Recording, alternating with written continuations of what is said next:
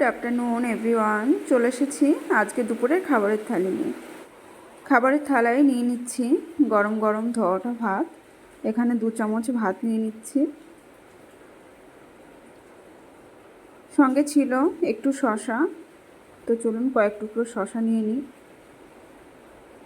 গরমে তো শসা খেতেই হবে, তো ভাতের সঙ্গে এখন শসা না খেলে একদম ভালো লাগে না। আজকে বানিয়েছিলাম ছোট ছোট করে আলু আর পটলকে একসঙ্গে পোস্ত দিয়ে শুকনো করে বানিয়েছিলাম। আলু পোস্ত তো খেতে ভালোই লাগে, এভাবে এর মধ্যে একটুখানি পটল দিলেও না আমার বেশি খেতে খেতে বেশ ভালো লাগে। কারণ কি বলুন তো, পটল সবজিটা না আমার মেয়ে খুব একটা ভালোবাসে না, তো এইভাবে যদি করি তাহলে একটু খায়। আজ বানিয়েছিলাম পাবদা মাছের ঝাল। পাবদা মাছ খুব একটা সর্ষে পোস্ত দিয়েই বেশি বানাই, সবসময় ওটাই বানাই। তো আজকে ভাবলাম একটুখানি অন্যরকম বানাই।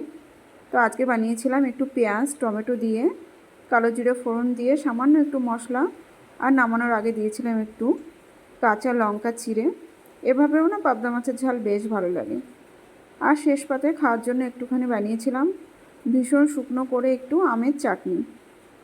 তো এটাই ছিল আমার আজকে দুপুরের খাবারের থালি। কেমন লাগলো জানাবেন।